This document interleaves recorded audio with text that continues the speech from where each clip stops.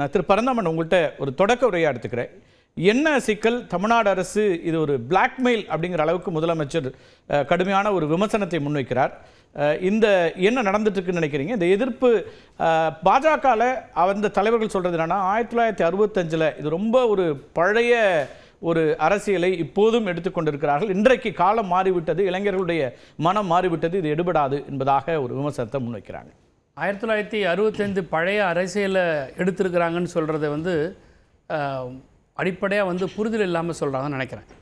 இந்த 1965 இன்று வரை எத்தனையோ மத்திய அரசுகள் ஆட்சியில் இருந்திருக்கு. அது காங்கிரஸ் பெருங்காலமாக இருந்திருக்கிறது.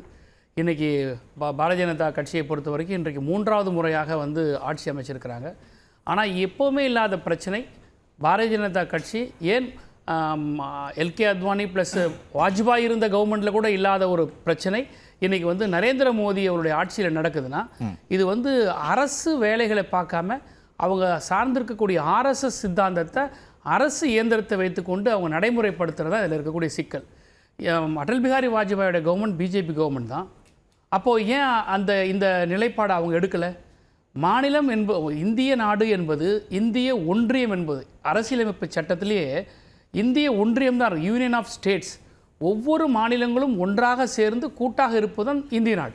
அப்படி இருக்கும்போது பல்வேறு இனத்தால், மதத்தால், மொழியால், கலாச்சாரத்தால் பல்வேறு பண்பட்டு இருக்கக்கூடிய இந்த மாநிலங்களில் ஒரு மொழியை தான் பேசணும், ஒரு உணவை தான் உண்ணணும் அப்படிங்கிறதெல்லாம் அரசியல் சாசனத்துக்கே அப்பாற்பட்ட புறம்பான விஷயம். இதெல்லாம் இப்போ 3 மொழிகள்ங்கிறாங்க. இல்லை, அதான் சொல்கிறேன். இந்த 3 மொழிகளில் நான் கேட்குற கேள்வி, குஜராத்தில் என்ன 3வது மொழியாக இருக்குது? பெங்காலில் என்ன 3வது மொழியாக இருக்குது? மகாராஷ்டிரா என்ன 3வது மொழியாக இருக்குது? சரி, நான் கேட்குறேன், தமிழ்நாட்டில் நீங்கள் இந்தியை 3வது மொழியாக படிங்கன்னு சொல்கிறீங்களே, வட மாநிலங்களில் 3வது மொழி எதை நீங்கள் முன்னிறுத்துறீங்க? தமிழை முன்னிறுத்துறீங்களா? ஹிந்தினே நாங்கள் சொல்லலைன்றாங்க. 3வது மொழி எதுவாகவும் இருக்கலாம், ஹிந்தின்னு நீங்கள் அப்படி சொல்கிறீங்க. Right sir. இப்போ நீங்கள் ஆல் இண்டியா லெவலில் ஒரு ஆஃபீஸர் நீங்கள் ட்ரான்ஸ்ஃபர் பண்ணுறீங்க சார். ஐஏஎஸ் ஆஃபீஸர்ஸ் வராங்க சார். தமிழ்நாட்டுக்குள்ளே வரும்போது அவங்க என்ன பேசுவாங்க? கேரளாவுக்கு வரும்போது என்ன பேசுவாங்க? மகாராஷ்டிராவுக்கு வரும்போது என்ன பேசுவாங்க?